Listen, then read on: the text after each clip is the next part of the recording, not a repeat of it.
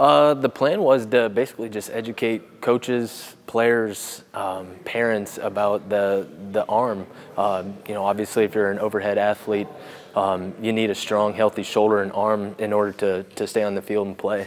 And just kind of breaking it down that it's not just solely about the arm, it's also about the core. It's about having flexibility in your hips and everything below. How helpful is it to have all these three perspectives? Your perspective, Jared, and then Travis. Yeah, like you mentioned, it's a three-headed monster. We've got the doctor side of it. We've got my athletic training side of it that kind of see the day in and day out of the inner workings of a baseball season, and then you've got a former high-level major league pitcher who went through it, who knows what it's like to throw every day.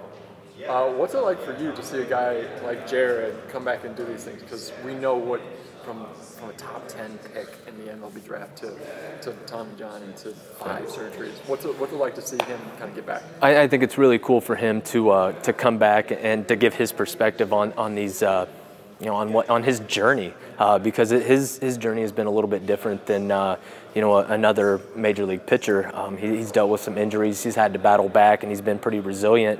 And he gives a different perspective on to these coaches on what it's like to pitch and throw every day.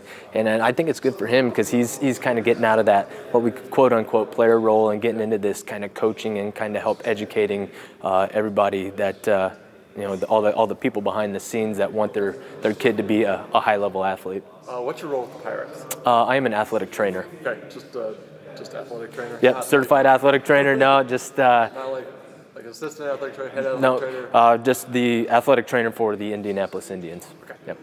Just so I don't screw that up. So what's it like for you?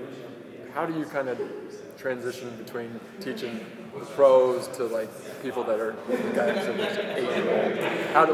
How do you balance that? You know what? There's a lot that goes into it. An 8-year-old kid looks a lot different than a professional athlete does. And it's just really kind of navigating the individuality between each person. Your 8-year-old kid, you're just trying to master the basics. You're trying to get proper movement patterns down. And then with professional athletes, it's like you're just trying to fine tune and kind of reproduce mechanics at that point. So there's, in between A and B, there's a lot of area that needs to go right.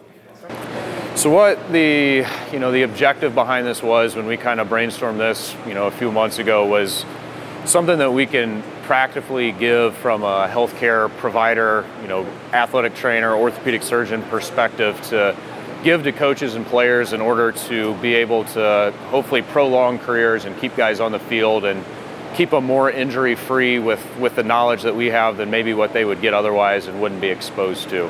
What's it like having, from a kind of flipping perspective, what's it like for the people that were here that were listening, to have you, to have Jared, and to have Drew here to kind of give them all? Yeah, I think it's a unique opportunity. In attempting to plan all of this, I had contacted some other people around the country, and there's not a lot of people that are doing this type of thing, particularly when you have all three of those perspectives.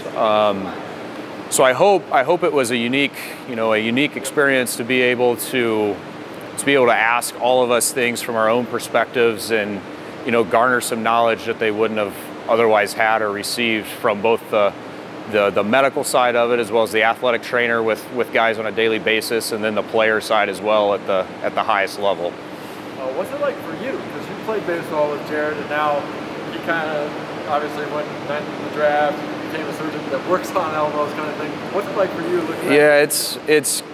It's unique kind of how that all has played out with his experience, and then me going a different route, and then ultimately being able to connect again and do something where we can hopefully impact the game and impact players and impact lives and keep guys healthy and on the field, and kind of use both of our knowledge sets in order to make that happen. So it's been something that 10 years ago I don't think I would have ever predicted that happening, but it's been cool to have that come full circle and be able to achieve something like this. What's the one thing you want to teach a high school or a youth parent about the arm and about kind of throwing? What's the one point?